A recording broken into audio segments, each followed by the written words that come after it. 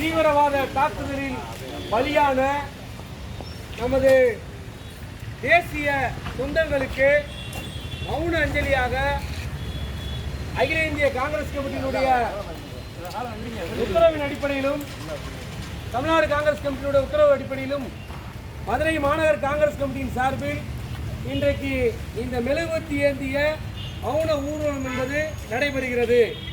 இன்றைய தினம் பயங்கரவாதம் எந்த மட்டத்திலும் எந்த திசையிலிருந்து வந்தாலும் அதை வேரோடும் வேரடி மண்ணோடும் பிடுங்கி எறிய வேண்டிய கடமையை காங்கிரஸ் கட்சி உறுதியாக நின்று களப்பணியாற்றுகிறது. அதனுடைய ஒரு பகுதியாகத்தான் இன்றைக்கு இந்திய நாடாளுமன்றத்தினுடைய எதிர்க்கட்சி தலைவர் நமது இளம் தலைவர் ராகுல் காந்தி பாதிக்கப்பட்ட மக்களை நேரடியாக சென்று பயங்கரவாத தாக்குதலுக்கான பதட்டமான இடத்தில் மிக கம்பீரமாக சென்று அனைவரையும் சந்தித்து ஆறுதல் கூறியிருக்கிறார். இந்த தாக்குதலை தடுத்து நிறுத்தும் வண்ணமாக அடுத்த கட்ட நமது நகர்வு என்பது இருக்கும் என்பதை இந்த நேரத்திலே கருத்தாக பதிவு செய்து இந்த மௌன ஊர்வலம் மெழுகுவர்த்தி ஏந்தி நடைபெறுகிறது. யாரும் பேசாமல் அமைதியாக ஊர்வலத்தில் பங்கேற்குமாறு கேட்டுக்கொள்கிறோம். வாங்க வாங்க வாங்க வாங்க வாங்க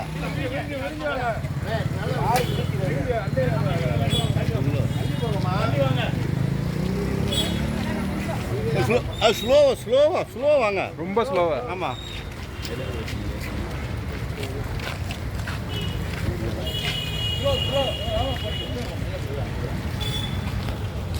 தள்ளிச்சு நல்ல